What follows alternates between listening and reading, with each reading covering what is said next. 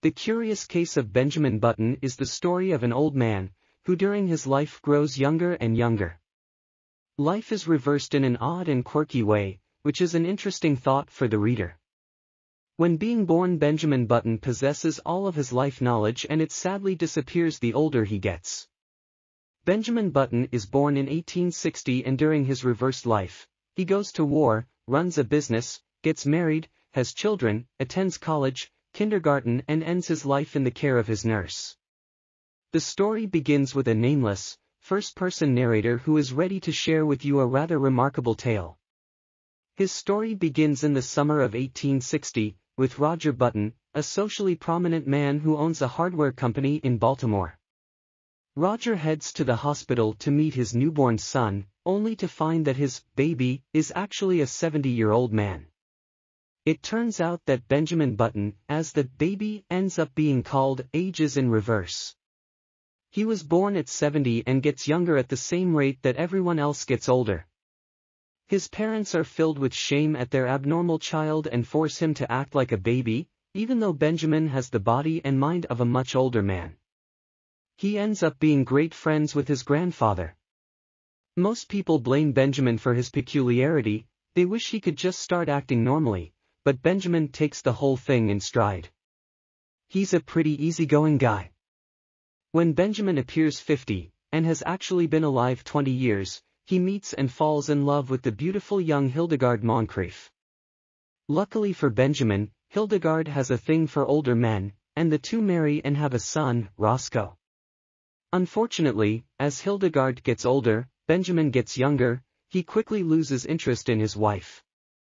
Benjamin heads off to the Spanish-American War, getting younger every year. By the time he returns, he and his son are pretty close in apparent age, much to his son's dismay. Benjamin continues to grow younger and finally enrolls at Harvard when he looks about 18. By the time he graduates, he's young enough to go to prep school. Roscoe is increasingly dismayed with his father, especially since Roscoe's own son is approaching Benjamin's apparent age. The two of them, Benjamin and his grandson, end up playing together as children.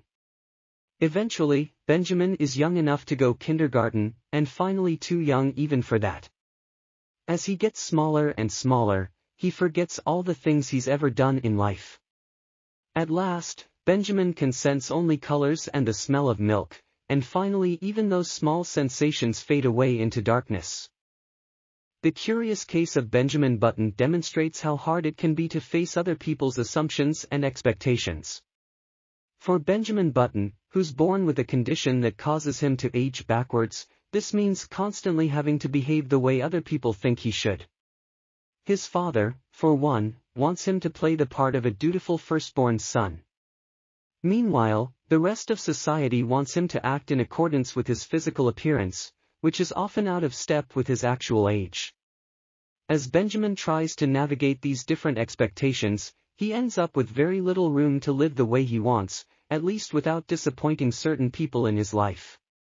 No matter what he does, it seems that he'll inevitably fail to live up to some expectations, even as he simultaneously fulfills others. By highlighting this double bind, the story implies that people shouldn't focus too much on what others expect of them, since doing so is ultimately futile.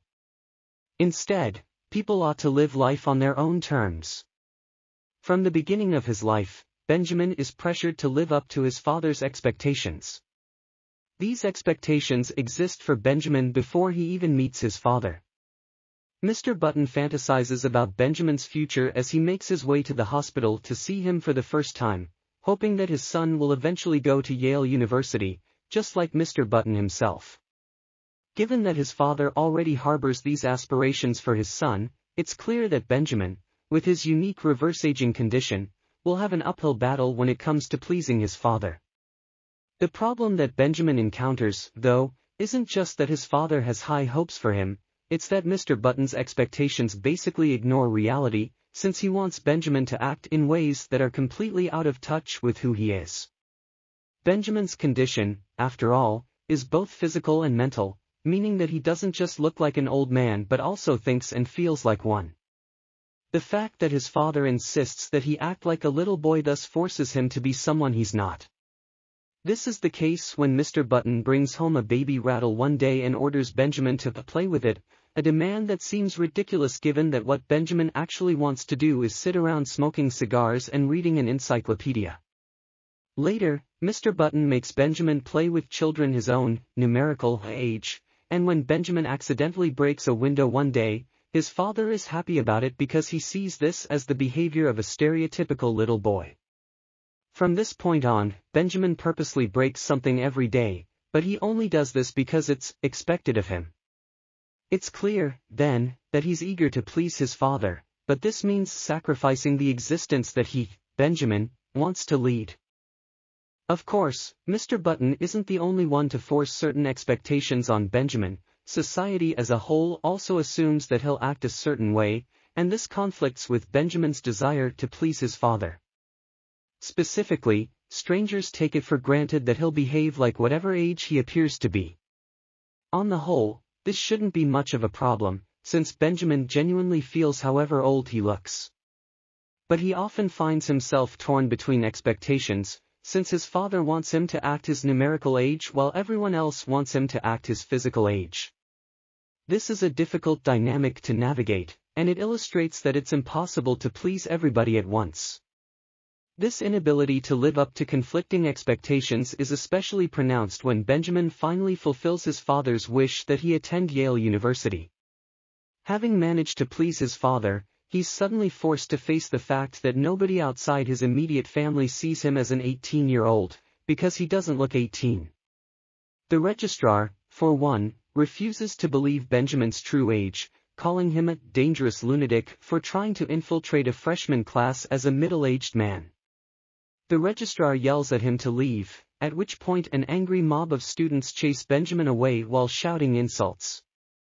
By simply trying to satisfy his father, then, Benjamin is forced into a humiliating and degrading situation, one in which he has to confront the fact that his father's expectations of him are at odds with everyone else's. Because trying to straddle multiple sets of expectations at the same time is so difficult, Benjamin seems most happy in the rare moments when he can just exist on his own terms. This happens in the middle of his life, when his outward appearance more or less matches up with his actual age, a period when nobody expects anything unreasonable of him. Unfortunately, though, this only lasts so long. His wife, Hildegard, married him because of his maturity, so the fact that he gradually loses this maturity means that he increasingly fails to be the person she expects him to be. As a result, their marriage gradually falls apart, meaning that yet another one of Benjamin's relationships suffers due to his inability to live up to another person's expectations. It isn't until Benjamin becomes a very young child that he regains the kind of unbothered happiness he enjoyed in the middle of his life, when everyone simply accepted him for who he was. This is because he stops trying to be something he's not. By the time he looks and acts like a toddler, nobody tries to force him into being anything other than a mere child.